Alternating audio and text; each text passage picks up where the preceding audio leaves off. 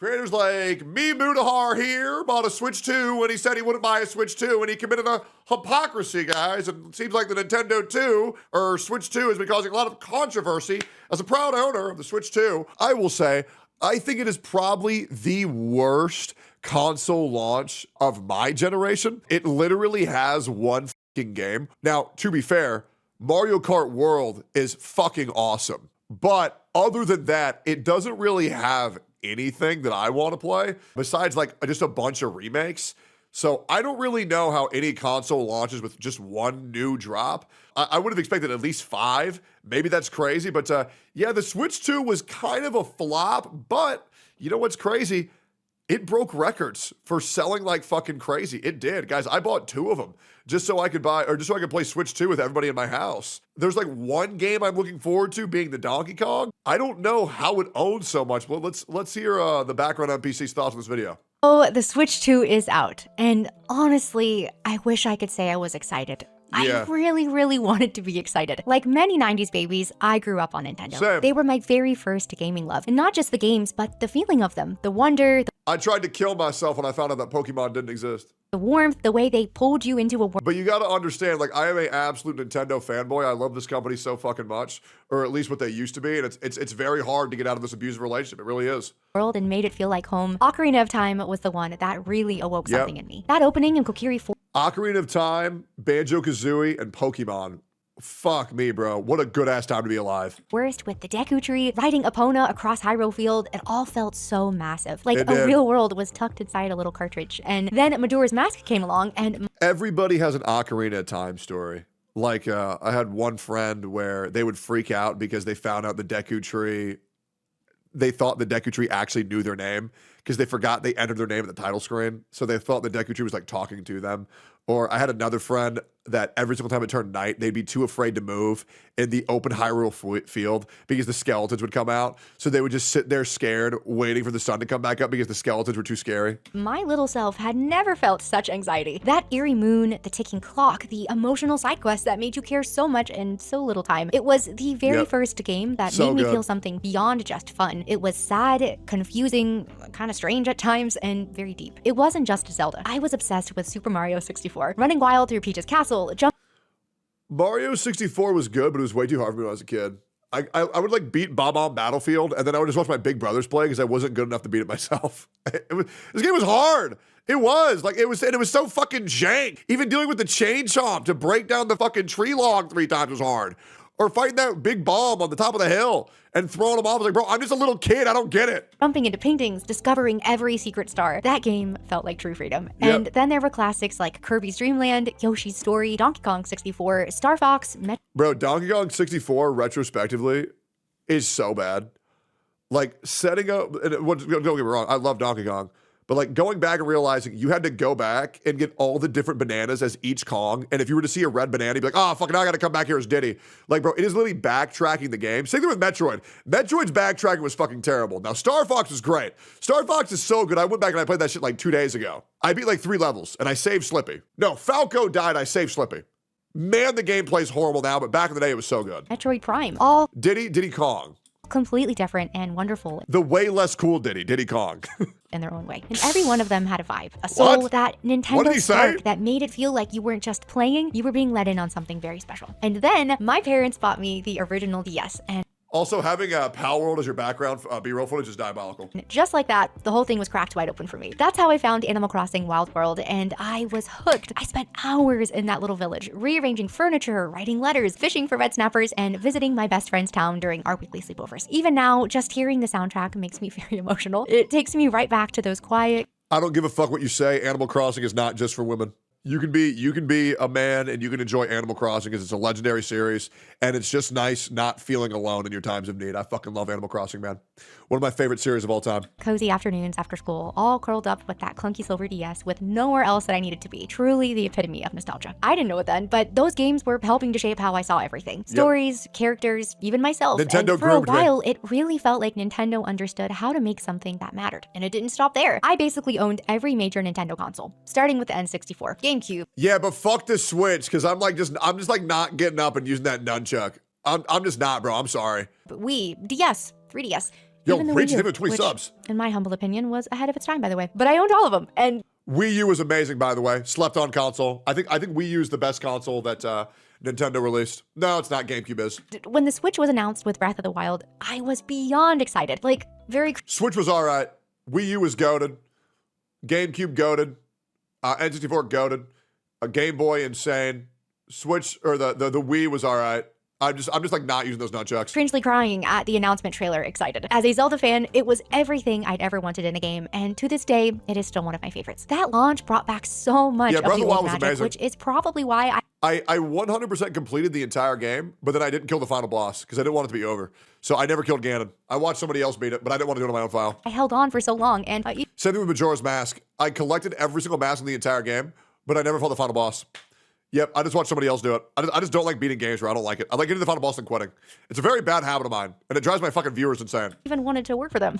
Like, genuinely. I applied to corporate Nintendo PR jobs probably 15 to 20 times. I'm not even exaggerating. Back in That's insane. 2019, I was pursuing PR, and when I got the opportunity to go to E3 that year, the very last E3, by the way, I actually spoke with the Nintendo PR team in person. It was magical. The Nintendo section of the event was so overwhelming and electric, and I remember thinking, this is it. This is what I want, and this is what I want to be a part of. So please, hear me out. What we are about to discuss isn't coming from someone who's out to bash Nintendo. This is coming from someone who genuinely, wholeheartedly, even at times, very cringely, loved Nintendo. I think and their we're all games, like and that. really believed in what I thought they stood for. But over time, I've started to realize I mean, let's be real. The last truly good Pokemon game was fucking Heart Gold, Soul Silver.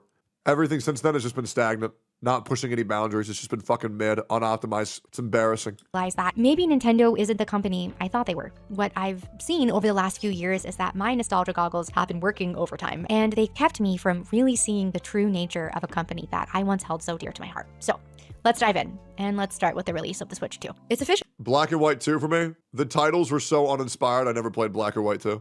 out now, and sales are booming. Records are being broken, and over 3 million units were sold worldwide on release day. People Yep. are also loving Mario Kart World, and I'm genuinely very happy for them. Yes, the game looks like a lot of fun. I just wish I felt something, because more than anything, I just feel tired. At $450 or $500, if What the fuck do you mean the titles are bad? Well, no other games are like Pokemon Fire 2, Pokemon Red 2. It's always like Heart Gold, Soul Silver. Like they should have called like Black and White. Their sequel shouldn't have been Black 2 White 2. Should have been like Pokemon Black Power and Pokemon White Supremacist. You know what I mean? Like they just literally just gave up on the titles entirely. They slapped a fucking number on it, bro. They're lazy. you get it bundled with Mario Kart World, this doesn't feel like a celebration of the next chapter. It feels like Nintendo seeing how far they can stretch our What? loyalty, how much they can charge us for something that isn't even new, just a little bit newer. And listen, I'm not here to crap on Mario Kart. I actually really like Mario Kart. I do. It's one of those comfort games that's always been there, and it's attached to so many fond memories of playing with friends and family. But even though it looks fun, when that's the flagship title for a brand new console launch, I don't know, I personally just couldn't get behind the hype. It feels kind of boring, safe, predictable. Nintendo isn't asking, hey, what's possible here? They're asking, what can we get away with? Because $80 for Mario Kart World, that's not just a new number. It's a shift in how this industry treats its players. Hey, I will admit though, Mario Kart World is the best. It's the best Mario Kart of all time. It is. It's better than Double Dash. And we are only learning like what we can do and what's in the game, like bit by bit. Like they just discovered mirror mode in Mario Kart World. It's so good. I've played every single one. Better than Double Dash is insane. No, dude, I love Double Dash. I have never, ever grinded Mario Kart Online until Knockout. I played like 40 games in a day of Knockout. It is so good. And the barrier to entry is so low. The only thing bad about Mario Kart World is the hidden passives. And slowly over time, once people realize what the meta characters are, it's going to become a lot more stagnant. But there's always comeback potential. Shows a little bit too much boomeranging from bottom to first. But it's a really solid game, and the ease of access, and anybody can get into it. It's just really solid, guys. It really is. And what surprises me, even though it shouldn't at this point, is that it's Nintendo, of all companies, ushering in this new pricing standard. This Never mind, I'm playing on Canadian. My prices are skewed. Never mind. I was going to make a different point. Never mind. wasn't them reluctantly following a trend Mario Kart's that so boring. I know was Yeah, for inevitable, you, but dude. this was them leading the charge, setting a precedent, establishing Mario Kart's fucking $80 fire. as the new normal. And not with some expansive, genre-pushing new experience, but with an exact game formula that we've literally seen 16 times at this point. And it makes you ask, why? Because meanwhile, I'm looking at games like Helldivers 2, Hi-Fi Rush, Lies of P, Remnant 2, Clair Obscur, Baldur's Gate 3, and so many more. Games that have real creative vision, some with massive campaigns, even some with fleshed out co-op systems, launching Once again, I don't care about this. I just want Nintendo to make the newer versions of their pre-existing IPs, and I want them to push the boundaries of what the predecessors didn't. And Mario Kart World did do that. It did improve upon the formula. The problem with Pokemon is it's just making worse games. That's what sucks. I'm down for a new Legend of Zelda. I'm down for a new Mario. I'm down for a new Pokemon, but I like the comfortability of knowing all these characters before I even start, because these games have been with me since I was a fucking kid. I don't need them to have all new characters. I like the pre-existing ones. I like the pre-existing concepts, but let's have those concepts improved upon, not stagnated. But that's just me. I understand this is a very controversial topic.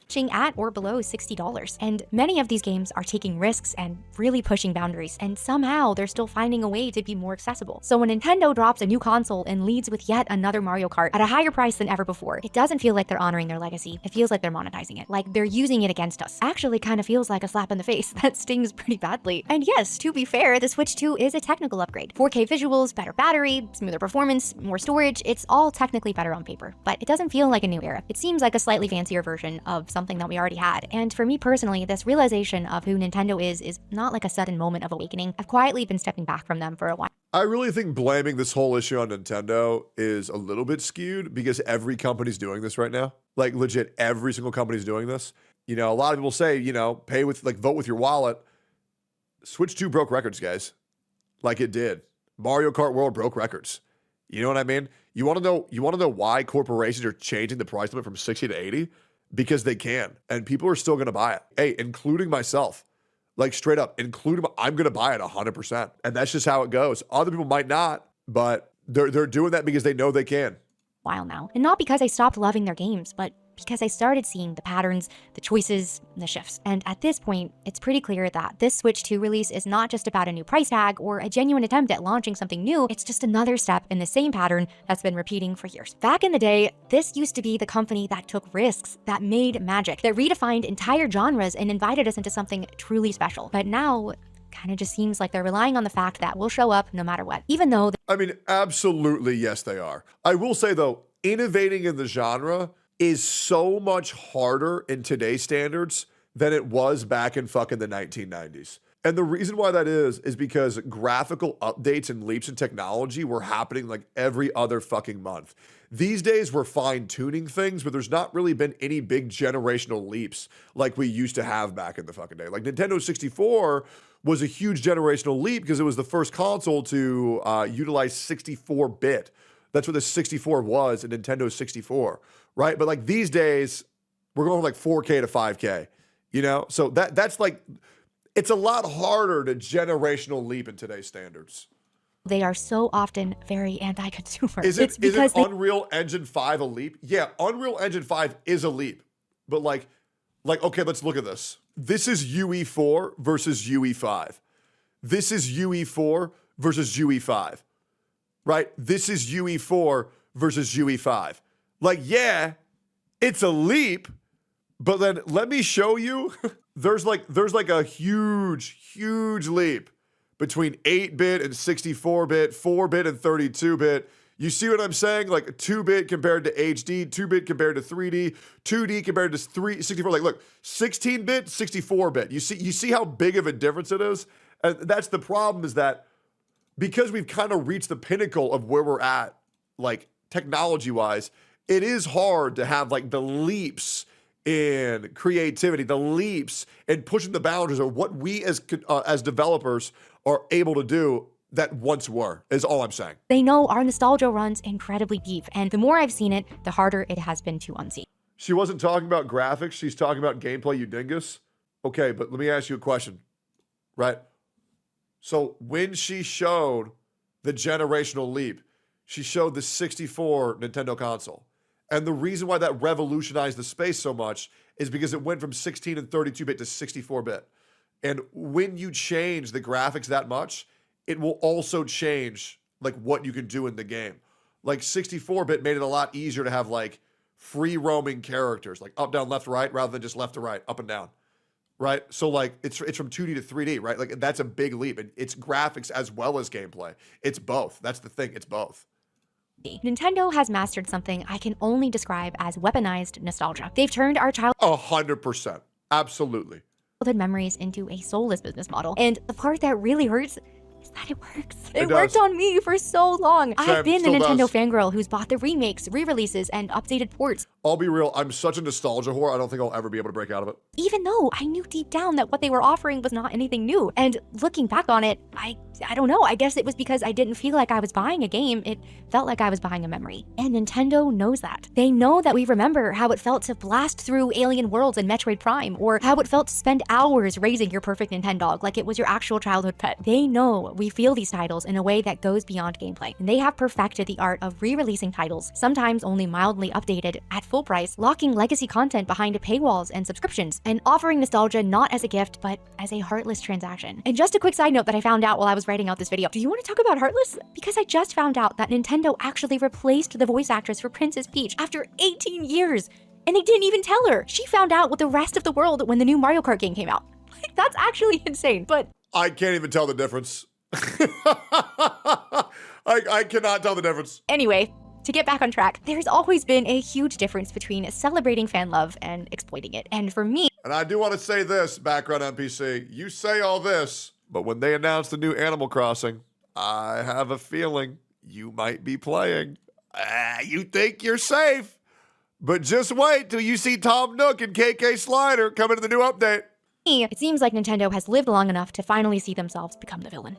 So moving on from the Switch 2 release, at some point, I started looking at how Nintendo treats the And then the new Smash, guys. When the new Smash is announced, ooh, it is go Jover. people who love their games. And what I found honestly broke my heart a little bit, because Nintendo doesn't just protect its legacy, they police it. Let's start with content creators. This is nothing new. For many years now, Nintendo has been going after them. Streamers, YouTubers, musicians, for doing True. what honestly most other gaming companies celebrate, sharing their True. love for the brand and its Absolutely. IP. Somehow, I managed to kind of turn a blind eye to most of this until the Point Crow situation. He was a YouTuber who was making these really incredible Breath of the Wild mod videos. Fun, creative, and totally original. And then one day, Nintendo claimed and struck 27 videos. No Jesus. warning, no conversation, just straight up attacked. And it wasn't just his Breath of the Wild mods, it was any content that featured them, including That's other insane. creators who had collaborated with him. It all got wiped out like a purge. And it made me pause because these weren't leaks and they weren't made to be malicious. It really Yeah, was just absolutely. fan content that was made. Yeah, Nintendos are massive fucking whores for striking anybody using their fucking games. It's actually so fucking gay. Right? I mean, they're even preventing Power World from using the fucking ball. It's like, bro, what are we doing here? Out of love. And Nintendo really cracked down on it like it was a threat. And this was not an isolated case. One They're that so has afraid of really stuck with competition, me it's was insane. Gilva Sunner. And if you didn't know, Gilva Sunner's channel used to be one of the only places online where you could find full Nintendo soundtracks. For Yep. years, Nintendo basically had these locked up Go to theories channel. unless you were able to purchase a physical CD from Nintendo themselves. They weren't on Spotify, Apple Music, Nintendo's YouTube channel, no official platform to listen to any of it. And Gilva wasn't even trying to profit from this. There were no ads or monetization, just the original music uploaded for fans who wanted to relive the moments those songs came from. It was really a gift to the community. And then it was gone. Nintendo initially sent over 1,300 takedown notices, and after that, it was followed by another 2,200. The entire channel was essentially wiped out, and Gilva closed up shop. And I know this might sound a little bit dramatic, but that was kind of a big turning point for me when it came to how I viewed them. Just a little side note / confession, but as a former Disney adult who has learned the error of her ways, I feel pretty qualified to say this. Nintendo really is the Disney of gaming. They're wholesome on the surface, very full of magic and memories, but underneath, there's a very quiet, corporate, malicious control. And both companies know how to tug at your childhood heartstrings while handing out copyright strikes and ulterior motives on the side. At the time I was watching this unfold, the more I sat with what happened to Gilva Sunner, the more it made me wonder, why is Nintendo's music so locked away to begin with? These soundtracks have some of the most iconic songs in gaming. They were They do. emotional, timeless, and they were very deeply personal for so many of us. And like I said earlier, Animal Crossing Wild World... It actually is a bummer how you like can't even play Animal Crossing on YouTube Gaming because like your entire VOD will just be fucking copyright struck because every single song is just giga copyrighted. Like the fact that I can't play Gerudo Valley without losing all the money on my VOD is insane. It's like, bro, this game came out 30 fucking years ago. I can't play fucking a song from Ocarina of Time without losing all my money. Like, what the fuck is this? was my comfort game. And yet, at the time, there was basically no way for me to go listen to it legally. It felt like Nintendo had locked away their history in a vault, and they just would Yep. not let anyone open it up. And from there, I started noticing so many other examples. Fan games getting shut down, community passion projects being wiped out, and listen, I get it. IP protection is legally within their right. But it all just felt like they were going going out of their way to crack down on this, acting very aggressive, cold, and even heartless. Especially when you look around at many other companies, Sega, Capcom, Xbox, PlayStation, even some indie studios, and you see them amplifying creators, lifting them up, letting the fans be a part of the legacy. But Nintendo doesn't really do that. They continue to pull the plug again and again, and over time, I mean, realistically, it's most likely because these other companies need more reach, need more help, and Nintendo doesn't. Like, I'll be real. Like, I don't really think Nintendo's hurting for money, right? But like, Sega's kind of been flopping. Like, let's be real. Like, the indie devs made a better game than Sega made. So like, I can understand why Nintendo's doing this, but it sure is shitty. Absolutely. L-Take. Okay, so you tell me which one of those companies is more successful than Nintendo. I mean, you can say, yeah, I mean, oh, that sure is mean to say, but you can't really say that it's wrong. I mean, Nintendo's games sell like fucking crazy. Like, I understand why they IP protect, but it's still gay as fuck. And these other companies, let's be real, guys, like console exclusives on Xbox, consoles exclusives for PS5s, like they just don't really hit the same anymore. That's why they locked down their IP. Nintendo stole the Super Mario Bros. Theme song. It's not even original. Look it up. Yeah, I believe that. Started wondering if maybe Sega's making a comeback. Yeah, true. But here's the thing, like Sega's doing that because they need to make a comeback, whereas Nintendo's just still on top. You know what I'm saying? I'd just been giving them the benefit of the doubt simply because I grew up loving them. So at this point, after the biggest weakness that like Nintendo has is like really spotty online play, but even they fixed that shit with like the Switch 2. Because the Mario Kart World online play is insane. Gilfus Honor takedown, I'd already started to feel uneasy. The creator takedowns, the fan projects, the legacy content, it was all feeling a lot more controlling than caring. But the moment that truly stopped me in my tracks was when I heard the story of Gary Bowser. And I'll be honest with you, I didn't. Let's Google something real quick just to really drive the point home. So if you look up the largest gaming IP in the world, and the mobile market, it's Monopoly Go, followed by Lineage and Pokemon, right? Like, Pokemon is the largest, one of the largest IPs in the entire world, right? You're not really going to see like Gears of War or Halo or Mass Effect or Sonic up there, right? Like, Nintendo has everybody by the fucking balls and they know it. Like, they have everybody by the fucking nuts. Monopoly is shocking, by the way. I didn't even know about any of this until I listened to an episode of Darknet Diaries, which, by the way, Jack does an incredible job explaining all of this. I'll link it in. I think Tectone likes Nintendo, if you can't tell. I'm not making this video in favor of Nintendo. I'm just saying that certain companies can get away with certain shit because consumers are going to continue to buy. And I'm just trying to make this video as fair as possible and plays devil's advocate. Obviously, I could go live and say, yeah, fuck Nintendo. If they're bad, don't buy shit. Right? I could easily farm that. But like, nothing that I've said this video is untrue. It may suck to hear, but it's not untrue. In the description for you. Now, I obviously knew at this point Nintendo Once again, I think they're scummy, but I think they can absolutely get away with it. Be very protective of their IP. But this was on a whole other level. Gary was a part of a group called Team Executor, and what they did was build and sell mod chips, little pieces of hardware that you could install in your Nintendo consoles to run homebrew apps, custom firmware, and yes, pirated games. But people also use those mods for stuff that wasn't necessarily piracy. They used it to run backups of games they already owned, or just experiment with the system for their own personal use, things that were really never going to be available through Nintendo directly. Gary essentially became the fall guy for the entire organization, and Nintendo came down on him in a way that was very extreme. In 2020, Gary was arrested at gunpoint in the Dominican Republic and extradited to the US. By 2022, he'd been sentenced to 3 years in prison in order to pay $14.5 million in damages, $4.5 million in restitution, and then another $10 million from a civil suit. And after he got out early, he still owed all of it. And he started paying Nintendo back 25 to 30% of his monthly income, which at one point was just $25 a month from his prison library job. He'll basically be paying them for the rest of his life. When I heard that, my stomach dropped. I genuinely felt heartbroken for him. Yes, what he and the rest of the team were doing was illegal, and they did profit off of it, but Gary was just one man. And are we really saying the punishment fits the crime here? Because whatever legal lines were crossed, this felt less like justice and more like hatred and wrath. And not just for what he did, but for daring to even touch Nintendo's closed system. And the part that really got me with this is Nintendo tried to get Sony and Microsoft to back them up here, to join the lawsuit and make it a united... Well, I have a feeling, man, I have a feeling that nobody's gonna fuck with Nintendo after what they did to their boy Gary. You know what I'm saying? Like, Nintendo said, hell nah, bro. They made an example out of this fucking guy. I mean, I ain't fucking with that. Absolutely not. That's like somebody like flicks your daughter in the forehead, so you like kill them and mutilate them and eat their body and string their innards up on a fence. Like, okay, maybe I'm gonna leave this guy's daughter alone now. You know what I mean? Like, Gary, I feel bad for the guy.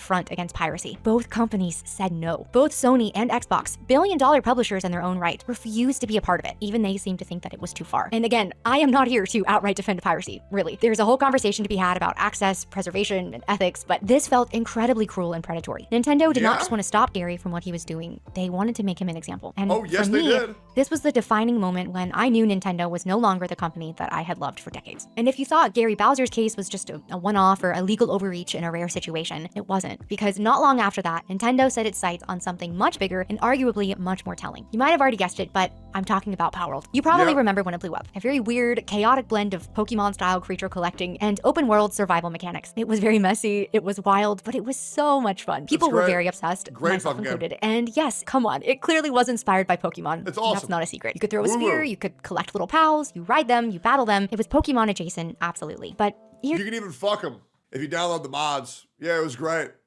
Here's the thing. It wasn't a copy. The characters were different. The art direction, tone, many mechanics were different. It took a very familiar genre and gave it a bold, slightly unhinged twist. And for the first time in years, fans were saying, why doesn't Nintendo try stuff like this? Instead of taking that feedback in stride, instead of rising to the challenge, listening, learning, evolving, Nintendo did what they've been doing for a while now. I'm not going to innovate. I'm just going to kill my competitors. Imagine if McDonald's did that to Burger King. They didn't make the Big Mac better. They just went out and shot the Burger King. Make sure he never lived to tell the tale. They sued. Together with the Pokemon Company, they filed a patent infringement lawsuit against the Palworld dev team. Not over character design, surprisingly, not even over branding, but over mechanics. Things like throwing a Pal Spear to catch creatures, using them in combat, riding them across the world. And because of all of this, the Palworld team had to actually go in and change all of those features. They stripped out mechanics that players loved, not because they were unethical, but because they simply couldn't defend themselves against a legal juggernaut. And just like with the Gary Bowser case, Nintendo tried to bring other companies into the fight. Sony and Microsoft were reportedly approached to back them again here, and again, they declined. They did not want to be a part of it. And all of this says a lot because this could have been a big moment for Nintendo, a wake-up call, an opportunity for them to ask, what is it that people are responding to? Why are they so excited about this? What can we learn from this? But instead of innovation, they chose litigation. And to me, it was not a It's because the whole point of this whole video I'm making is, it really sucks what Nintendo's doing, but I get why they're doing it, and it's because they can, right? They're throwing their dick around because they know nobody can stop them. And they're fucking everybody, bro. They're legit fucking everybody because there's nothing you can do. Stand for creativity or IP protection. The Pokemon formula has been around for literally 30 years. We all know what it is and where it comes from. And Palworld was not going to change that. No. This was Nintendo being a bully and swinging at anything that threatened the comfort of their complacency. They had an opportunity to grow, to evolve, to take advantage of someone already laying the groundwork for them. But instead, they chose violence. Yep, they had an opportunity to evolve, but unfortunately, they were equipped with an Everstone. And that's why the game has stagnated for years. And after everything, the creator takedowns, the lawsuits, the silencing of innovation, you think maybe Nintendo would at least try to get one thing right. Their legacy. I remember when Nintendo Online was first announced. It sounded like such a win, a way to legally revisit classic titles, play old favorites, dive back into the library that built up this brand. And at first, I was so hopeful. But the reality has been frustrating at best. Games get added randomly. Some months it's not much. Other months it's one obscure NES title no one really asked for. Entire consoles like game. It's so bad.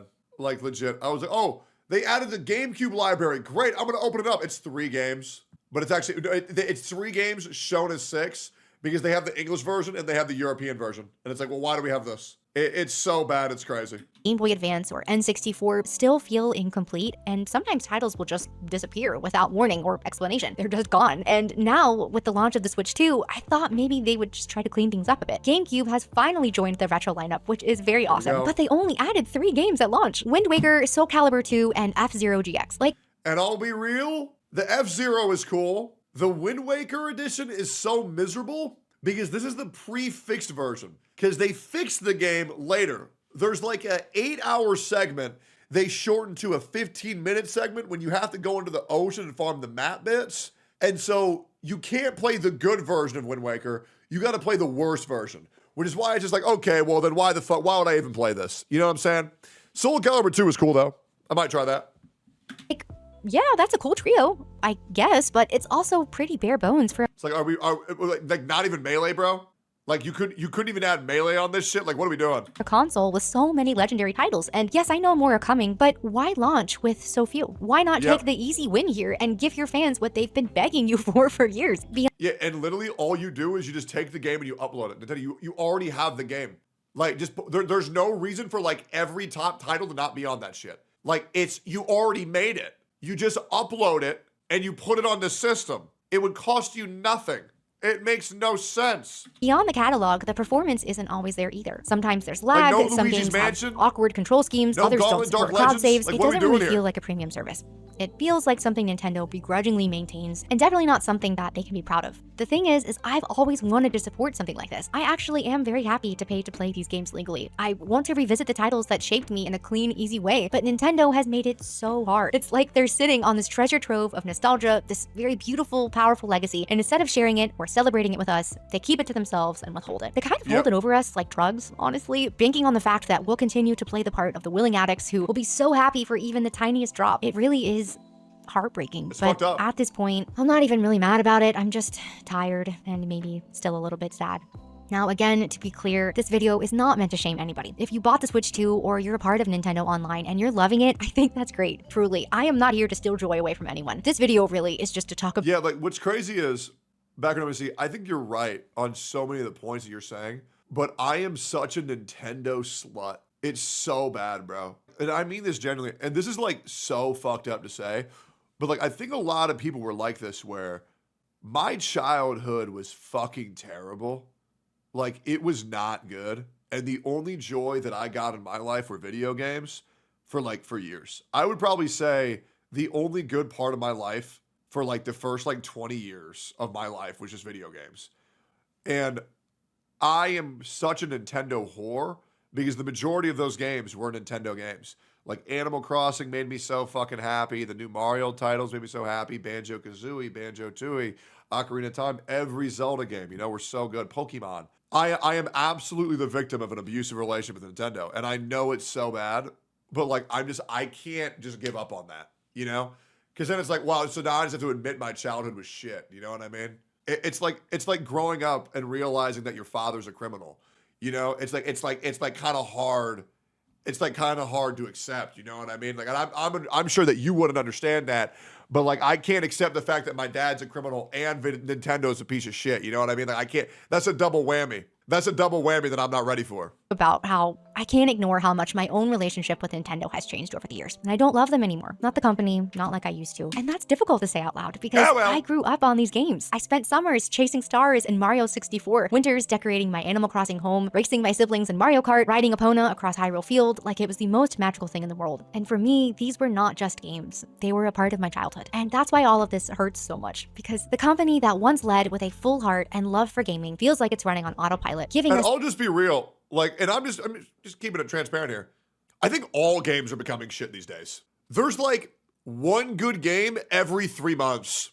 Straight up. I'm not just disenchanted with Nintendo. I'm disenchanted with like almost every game on the market right now. Like, holy fuck, they're so bad. Every game I play, I know I've already played it before. Like, let's think recently. Games that really like defied what I was expecting. Black Myth Wukong, Claire Obscure. I mean, shit, Astrobot was cool, but that's just fucking Super Mario 64 again. It just feels like games are so fucking slop these days. I don't want to play any of them. No, I don't want to play League of Legends for the millionth fucking time. No, I don't want to get an e-girl kitten from fucking Valorant. Like, no, I don't want to play this shit. I don't want to play Minecraft again. I don't. I fucking don't. Yet, despite all of this shit, the game that I'm playing the most lately is fucking Mario Kart World. Because it's fun, it's simple, and I get to play as a cow in a car. But like all games feel so shit. Dude, I'm enjoying going to the gym more than I do enjoy playing video games. Like, it's bad, guys. It's the absolute bare minimum. Comfortable, safe, lazy, greedy. We're getting less and paying more. And look, the industry as a whole is a bit of a mess right now, but it's still fair for us to ask for better, to feel valued as customers, to want these companies to care. And for a long time, they're not going to listen, though. That's what's fucked up, because they know they don't have to. I really believed that Nintendo did, that they were different, that they stood for something. But now it's hard to see how that could still be true. I always joke that my relationship with Nintendo is super toxic because even after all of this, even after how I've seen how they treat their consumers and fans, part of me still hopes that they'll change because they could. It really would. She is going to play the new Animal Crossing 1,000,000%. would be so easy. If they wanted to, they could be the company that supports creators instead of silencing them, shares their legacy instead of locking it away, prioritizes joy over control, and evolves instead of punishing innovation. I really would love nothing more than to fall back in love with them. But right now, it just seems like Nintendo is going to keep being Nintendo, just very stuck and too happy to stay that way. The love that I once had for them was so real, and the magic really mattered. But the company behind that magic, it feels further away than ever. If you made it to the end of this video, seriously, thank you so much. And I would love to hear your story. What made you fall in love with Nintendo? Are you still? Oh, I turned this 22-minute video being played on increased speed into a 38-minute react. Trust me, I told you everything. Oh man, this video was a yap fest. I apologize. In love with them? Or have you also had a bit of a breakup with them like me? Let me know in the comments. And thank you so much for watching. I'll see you in the next one. I'm not breaking up with Nintendo. I'm gonna keep slopping that dick daily. Yeah, because I'm a whore for their games. I am. Because like they're like, I'll be real, like so many games feel the fucking same. And they have like the strongest IP of every game. Like it's crazy how when I think of games that have incredibly strong IP, it's like all of them are Nintendo. They have such a good identity. And I will be sticking with them long term. I'm gonna just be real. I'll still say the games are, you know, I wish Pokemon was better. I'll be real, when the new game comes out, I'm still gonna play it. Like I tried Sword and Shield, I tried Arceus. It's just, it's too ingrained in me to not try. And that's what really fucking sucks. What do you guys think?